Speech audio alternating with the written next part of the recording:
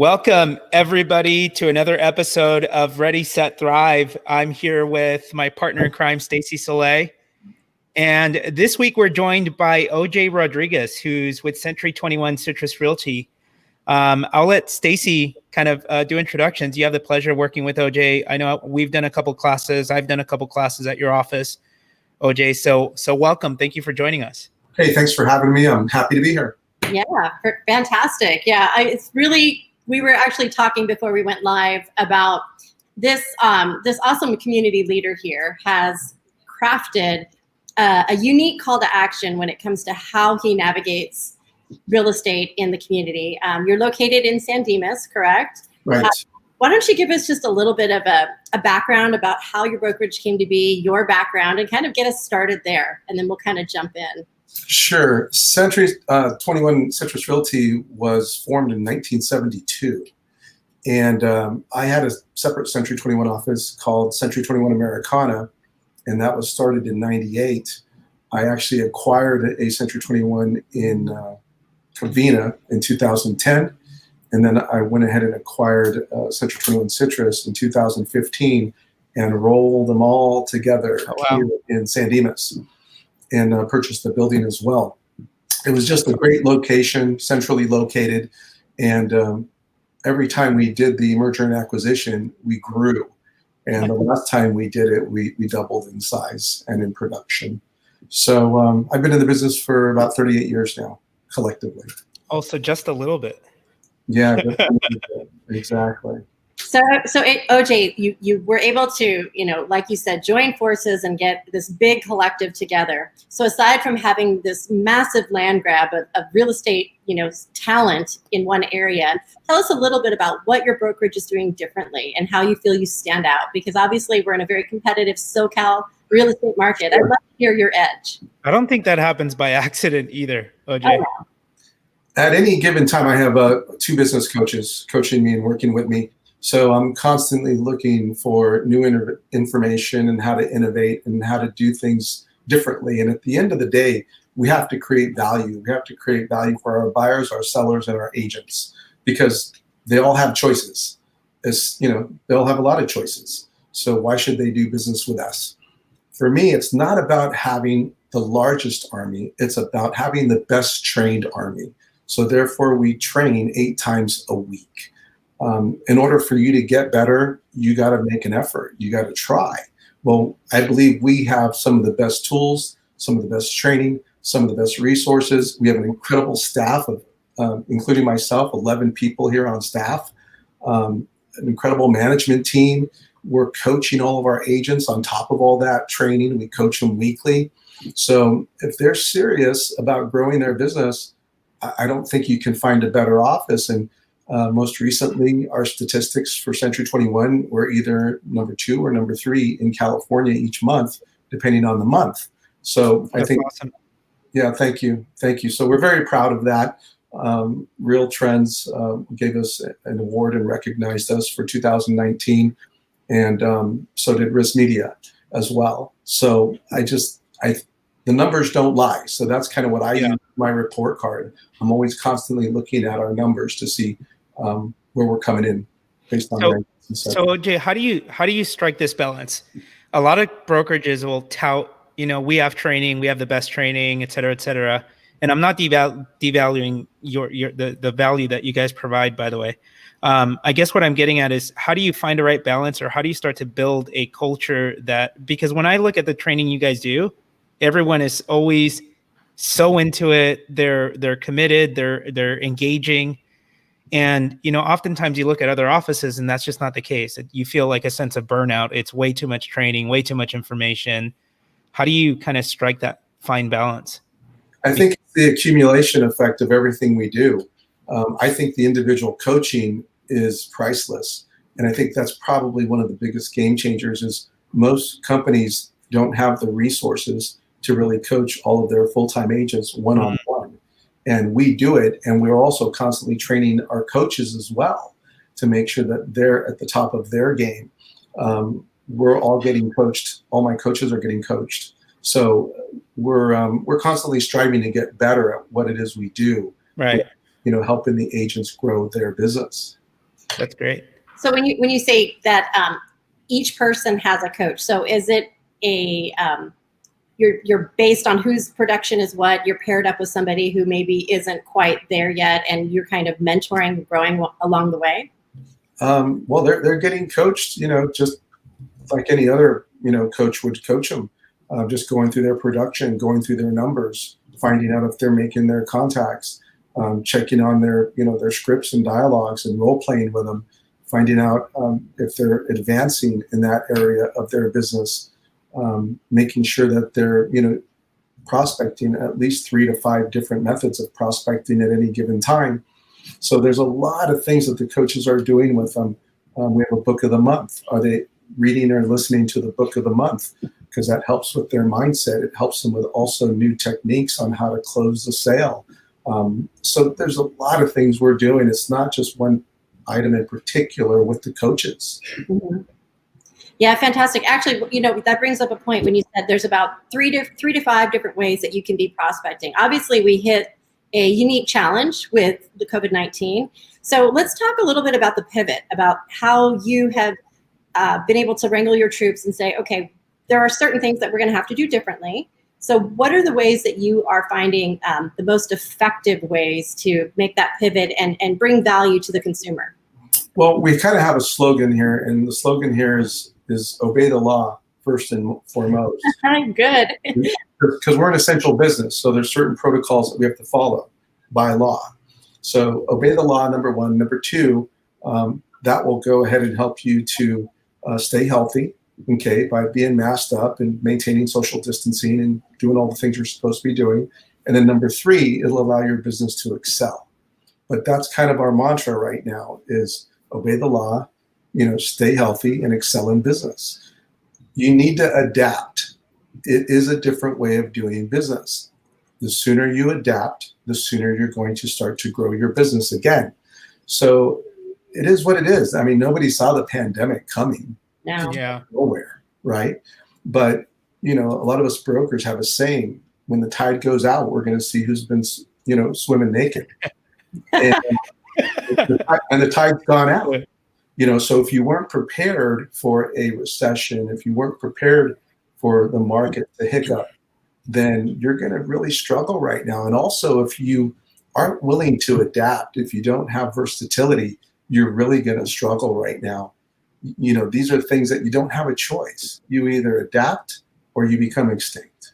I forget where I read this or if I talked about it. I'm a part of a couple of different mastermind groups.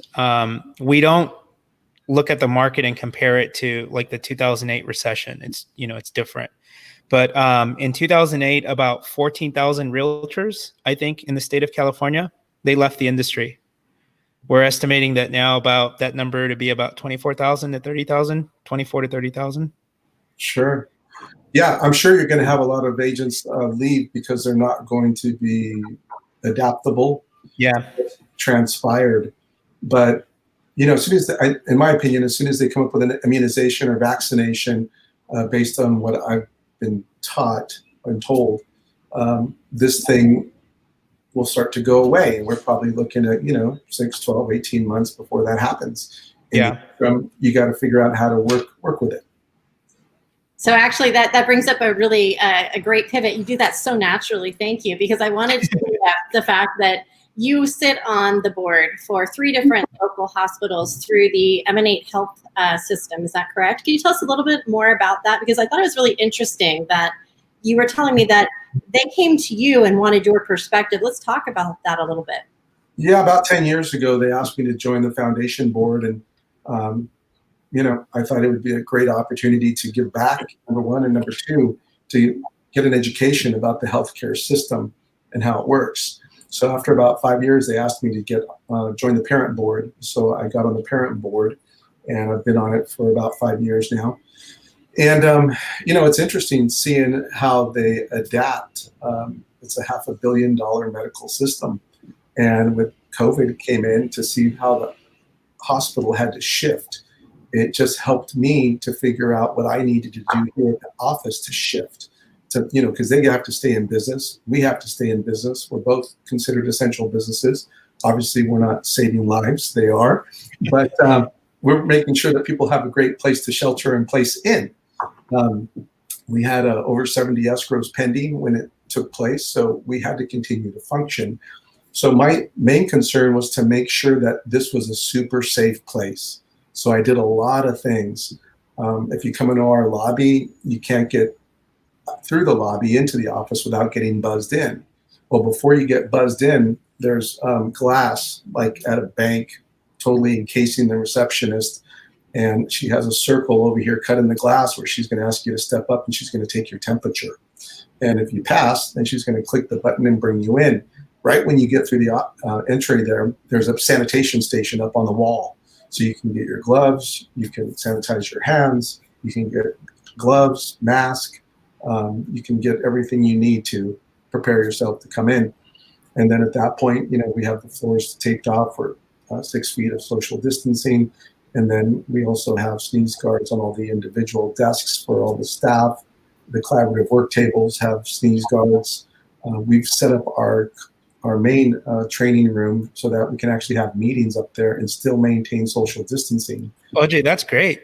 So you guys are really prepared.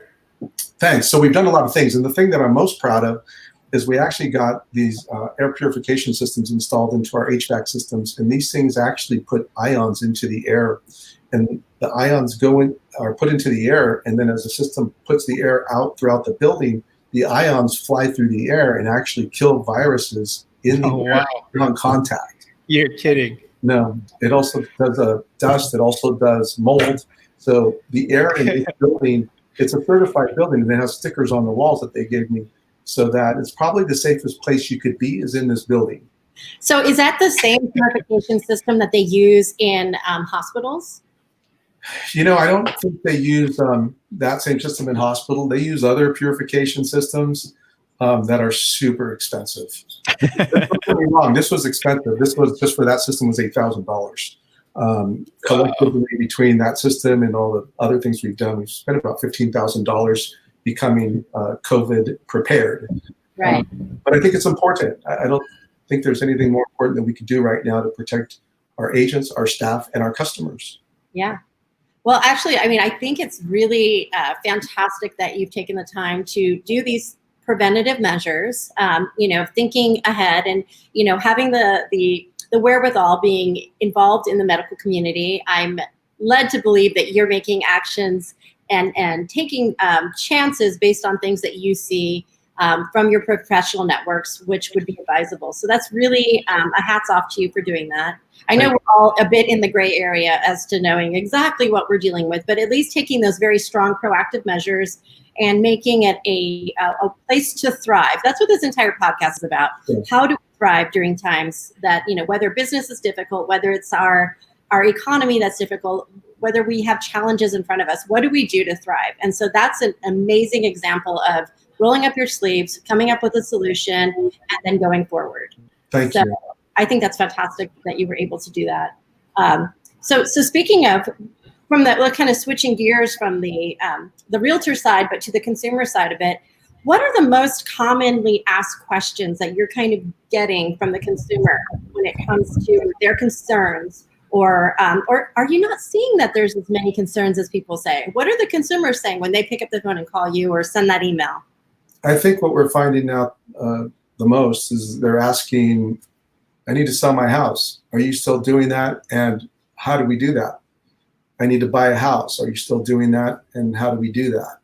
So then we just walk through the different protocols that we're following and what we're doing, and we educate them on the process. And, the consumers, there's lots of them out there that still need to buy and sell. And we're still doing a lot of business. Last month, in the month of April, we were off 45%. This month, we'll only be off about 33 to 35% based on how we're trending. So every month, we're picking up steam again. So the consumer's there if the agents will re-engage. And that's the biggest issue, is the agents have to re-engage, because the consumers, we don't sell a luxury item. We sell a necessity. Right. So especially right now, if you've been sheltering in place and you're not happy with where you're sheltering, you need to do something about it. But you need agents that are out doing their jobs. So as you know, huge shortage of listings right now. And if agents will re-engage, there's just a ton of business out there right now. So Right. how do you start to do that? What kind of conversations are you having, or what kind of strategies are you implementing to start to do that? Well, the conversations we're having is, when do you plan on reopening your real estate business? How long can you last on your reserves? Do you want to spend all your reserves between now and the end of the year? How about if this comes back in the fall and they start to shut things down again? Right. We're still an essential business. So you sooner or later have to understand that this is our new normal. And we just need to learn how to work within it. Right. And the sooner you do that, the sooner you're going to start to excel and grow your business. Right. Absolutely. And the part that I think makes it challenging is that sometimes I think agents will freeze in their tracks because they're trying to navigate and be considerate to the consumer. You see a lot of media saying, don't promote, don't sell, be empathetic, and as you should be. Obviously, keep your ear to the ground and understand what the consumer wants to hear. But when you're getting feedback and you're seeing, hey, the consumer wants to know, how am I going to move this property? How do I upgrade? How do I get into, how many people, like you said, are sheltering in place where there's no office, but now they work from home? They have kids that they're homeschooling, but they have no room to have that classroom. So move up and expanding is an absolute need. And you're absolutely right. We have to do what it takes to make sure we have the inventory to do that. Are you connecting a lot with new builds as a result of that? Or do you have any solutions there? Yeah, we do some new build business, but not a whole lot of that. I think right now it's important that the agents understand the governor made us an essential business for a reason. It's for a reason. So unless you have an underlying issue, it's time to get back to work. Yeah. If you have an underlying issue, I could understand your Reservations. But otherwise, it's time to get back to work. If you're looking for an excuse not to work, you couldn't find a better one. And, wow, it doesn't get any better than that. So if you want an excuse not to work, you got a great one. But otherwise, you guys, it's just time for everyone to get back to work. Right. And like you said, just to circle back to, anyone who may be just jumping into the live audience and just heard him say get back to work earlier, what he was saying first and foremost was obey the law and be healthy, be safe. So when he's saying go back to work, he's saying go back to work being safe, go back to work being healthy, minimize your risks, but maximize your effort, correct? Yeah, thank you for clarifying that. Absolutely. Yeah. You got to add our mantra to that, which is obey the law, stay healthy, and excel in business. Okay, so they go hand in hand. I'm not saying just go out and get to work and be reckless. Right. Yeah. By any means. This is a serious pandemic, and you have to treat it accordingly. Yeah. No, I love the precautions you've taken. Thank you. Fantastic. So now I know that you're also deeply entrenched in a few different big charities. Kingdom Builders, one of them, where you go and build homes in I want to say Mexico, correct? Correct. Yeah. Yeah. We do a few things with them. We just recently finished rebuilding a convent that was burned in a fire. Oh. Last October, there was a fire we have fires in San Diego and up here in Southern California. Well, they also had it down there. And the convent is where there's a medical mission done every month. And this particular part of the convent is where that was held. The doctor that runs it happens to be a friend of mine, and he knew we were building homes in Mexico, and he said, hey, can you rebuild the convent? I said, sure, we can do that. So we went down and knocked it out, and it was done in about 45 days. So it's done. Oh, that's fantastic. Oh, wow. Yeah, that's in Tecate, Mexico, actually, but we build usually in Rosarito Beach. Now, the agents in your brokerage will volunteer and go down there to help you rebuild? Absolutely, yeah. We'll get together and we go down and we build, and we stay at the Rosarito Beach Hotel, and we have a lot of fun doing it. So by day we build, and by night we have fun. Well, but you're building by day and by night. So you're building homes by day, you're building relationships by night. That's right. There you go. All work and no play is no good. Right? No bueno. Fun. Get have some fun too. So right now it's on hold because of COVID. Yeah. So we're hoping the next build can be done in July. So we'll see how that plays out. Right. Yeah, I was thinking about that and wondering how many different charities are going to have to be on hold as far as what they can do as a give back. And I know a lot of people are pivoting and doing other things from a donation standpoint just to help with essential needs and those kind of elements. But the building parts, you need your hands to get that done. So Yeah, no, it's a lot of work to build a house in 2 days. It's a lot of work, but it's very rewarding. yeah, and I can't help but think, if you take the time to give back by building a house as a real estate professional, what better training than to truly understand how a house is built, how a house runs. So when you're out there and you're tending to the needs of your clients, you're like, you know what? I understand the foundational issues of a house. Right? We don't just build it too. We have to generate the monies. Yeah. To do it. So it's a big effort. So wait, do you fundraise within your brokerage to do that? We do. Oh, wow. How do you do that? Give me some. How do you raise these kind of money? You know what? We'll just go out and ask for donations, and then whatever we're short, the brokerage writes the check. Sometimes the agents will contribute as well. So it's just a collaborative effort of everyone. That's really cool. Yeah. And that probably circles back to what you were saying earlier, Ricardo, about the culture and the dynamic. Oh, heck yeah. Within the brokerage. These kind of elements just kind of create that unity where you're not just going in and clocking out. It's 100%. Yeah, I'd like to think so. It's a very special place. We do a lot of different things. Yeah. Do you guys do a lot of aggressive quote unquote recruiting, OJ? Or is it all been, by word of mouth at this point? We have a full-time recruiter. Our executive director, Mary Ragoza, does it, and she handles it and takes care of it. We're also running a real estate licensing course as well. Janet Mercado runs that, and she does a good job running that. We've been running it for over a decade. So, it's the accumulation effect again, word of mouth, Yeah. Our agents, the licensing course, our recruiter. Basically a flywheel at this point. We're doing everything. Yeah, we're doing everything. So tell me, if you were to kind of create like the perfect candidate, the perfect fit for your environment, what would be the ideal C21 Citrus Realty agent? Great question. An agent that would show up, take action, not any action, but the action that we've asked them to take. They would have somebody holding them accountable to their goals and objectives. They would have blind faith, and they would be coachable. So Yeah. those are the 5 recipes. If you said, OJ, what's the perfect agent? That's the perfect agent. I love that. See, we really are squeezing the juice out of OJ. Yeah. I couldn't resist. That was like, you have such a catchy name. I just had to. It's an easy one to remember. Yeah. Well, sure.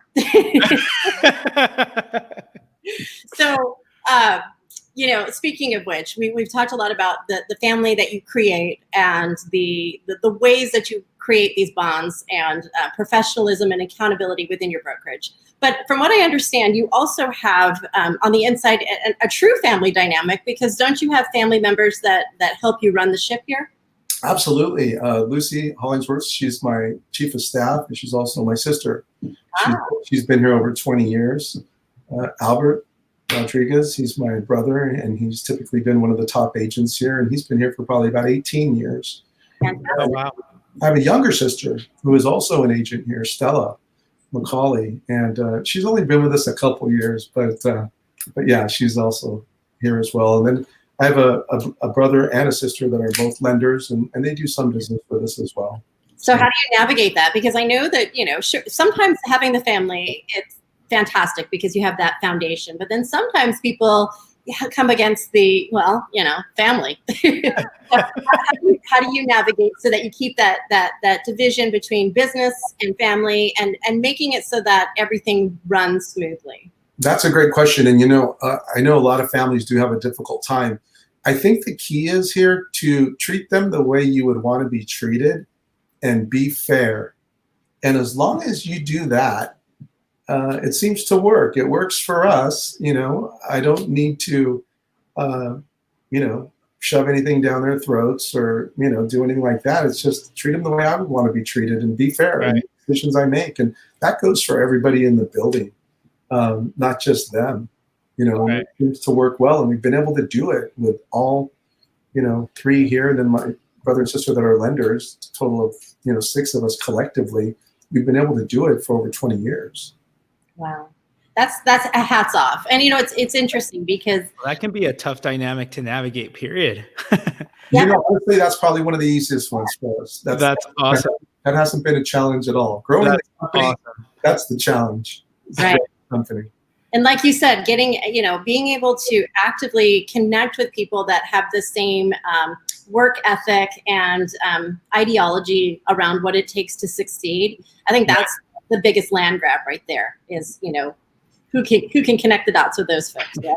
Stacey, it's like finding a needle in a haystack. Finding the agent that is willing to do those 5 things. So we do a lot of work to find those key agents. So interestingly enough, did you know that people that listen to podcasts will fit into those categories far greater than people who do not listen to podcasts? So if you're here today on this live stream, or if you listen to podcasts regularly, you're a smarty, and you should talk to somebody like this guy here.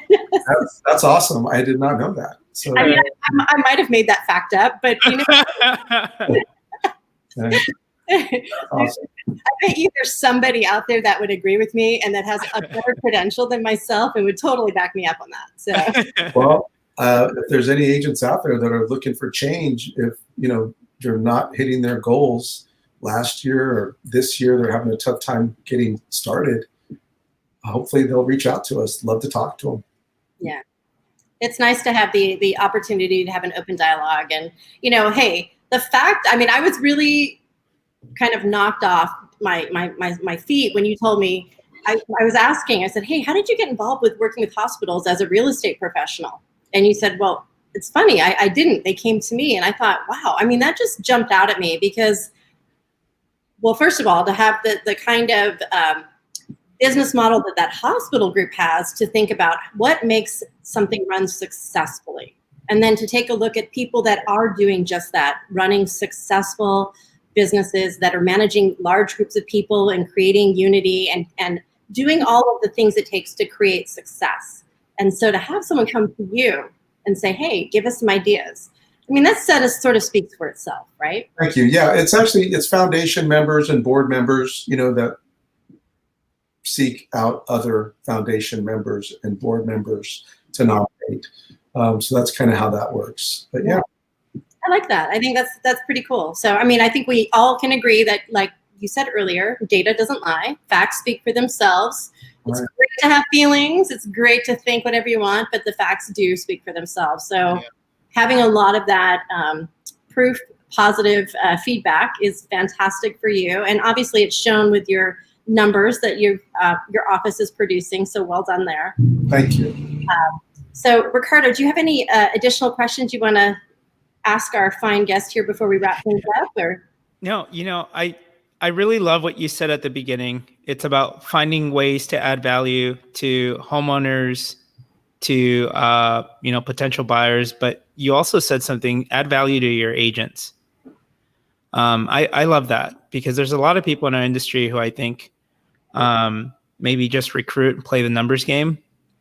And again, I just keep going back to it. There's a lot of agents that are going to leave the industry because they haven't implemented it or executed the right systems and things like that. And so for me, it is a lot about finding value. What we do, what Stacey and I try to do every day is add value to an agent's business.